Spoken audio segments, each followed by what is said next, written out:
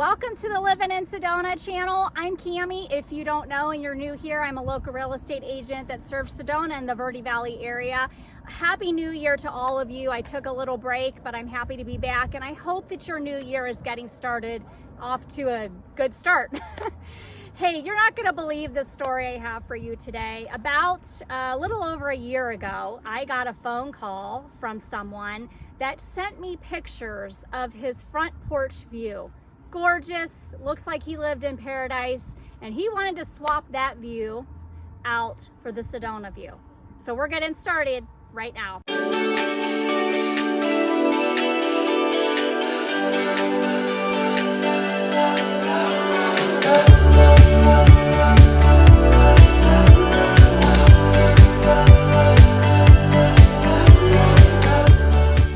Today's topic is how to navigate buying a home in a destination city. And like I said before, it is inspired by true life events that happened to me. I'm going to show you some pictures. I had someone send me these pictures of their view from their home, and they wanted to talk to me about swapping out that view for the Sedona view. And when I looked at these pictures, I thought, these people are crazy. This isn't actually paradise. They live in paradise already. I'm not sure why they would want to move to Sedona, but anyway, that process began, and I thought it was a really good process. I thought we handled it well, and I wanted to share with you what that looked like. So maybe if you're in the same situation, you can take away some tidbits from that experience. So again, my name is Cami, and if you have any interest or any questions or comments, please feel free to reach out to me. My contact information will be in the show notes,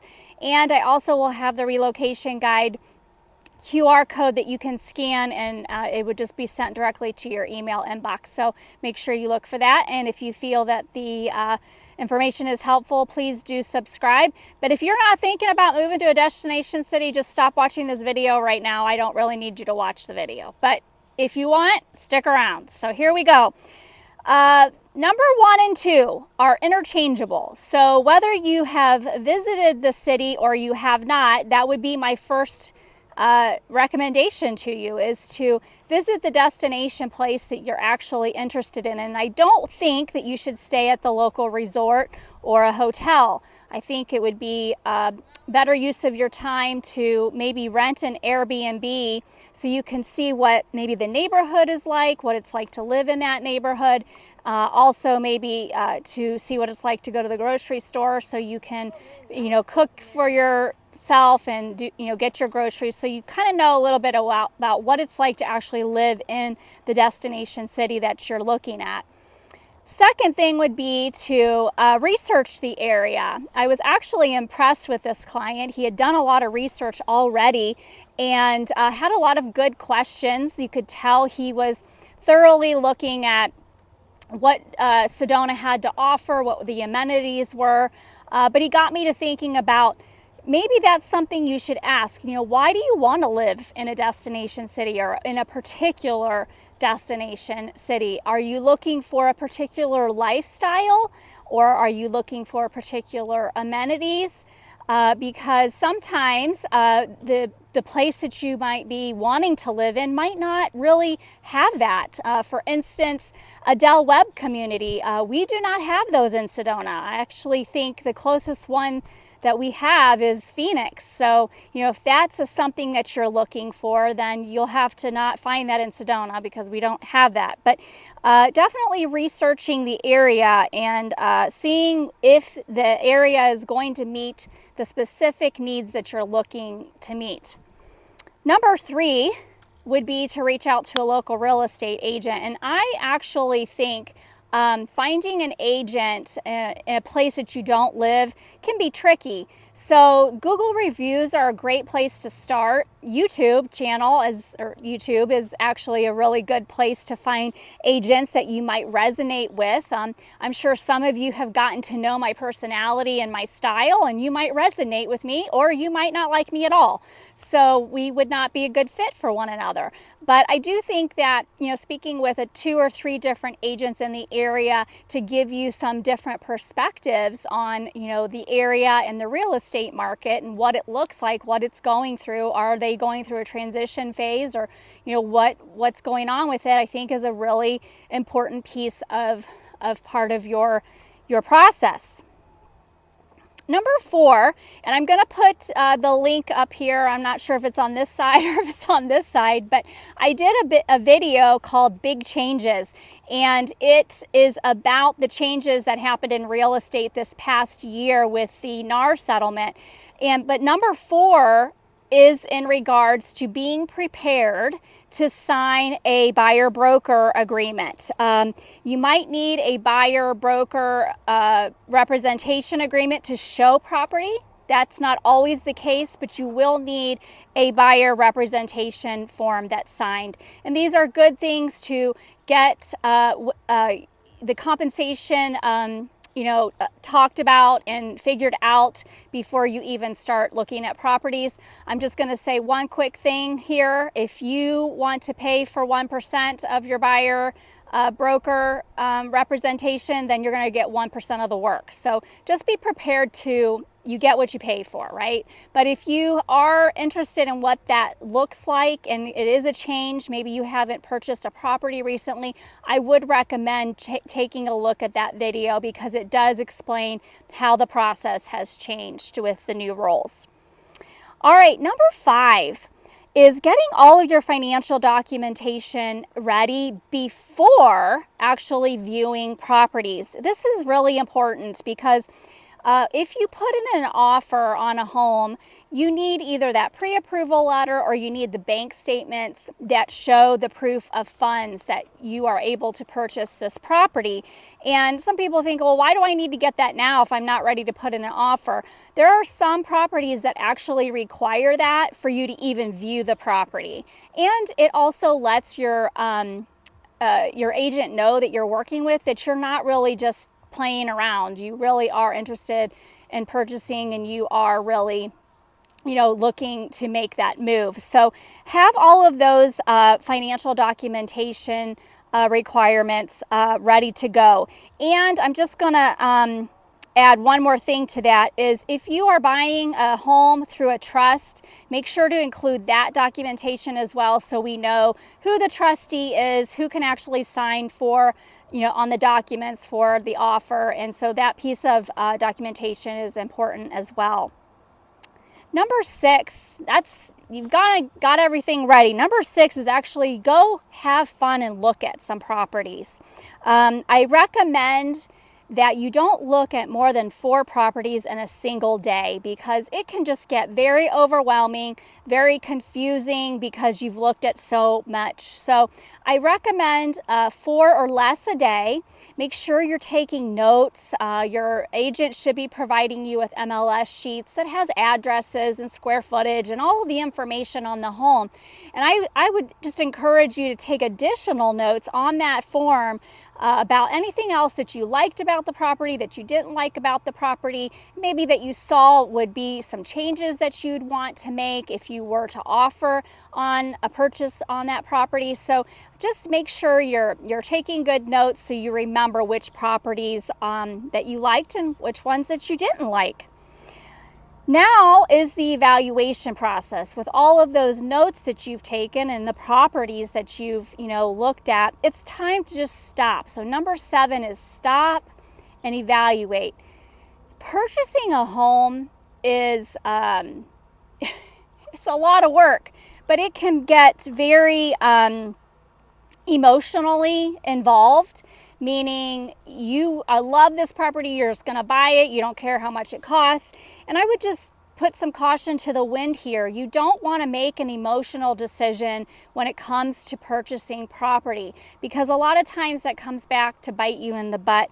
It's really a good idea to stop, take some time to evaluate what you have seen, take some time to maybe walk that neighborhood at different times of the day, maybe to even take the time to look at what HOA fees might cost you. Maybe having the seller give you what your utility bill is going to cost.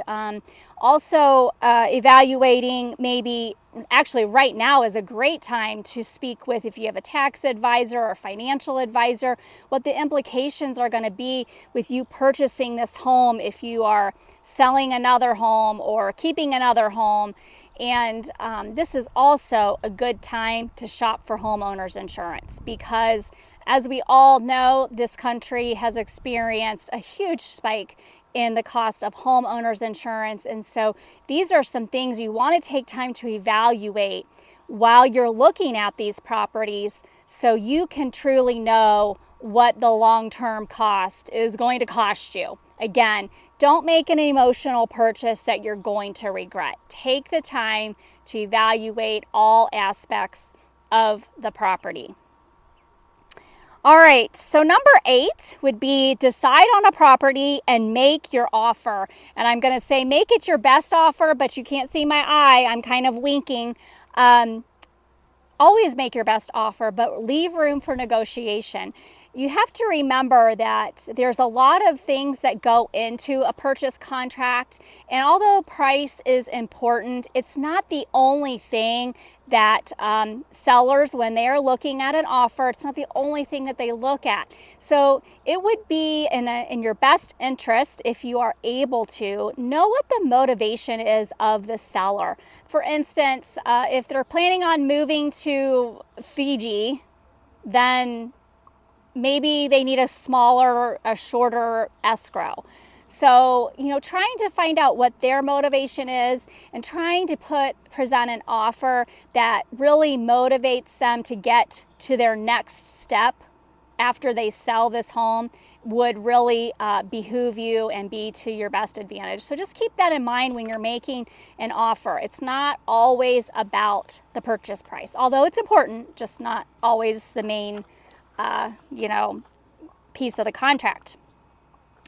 Number 9, and this is super important also for, especially if you're coming from another state, the contract is going to have deadlines and inspection deadlines and timelines. So it's really important to know what those timelines look like, how much time you have in making a decision, when you have to make a response by.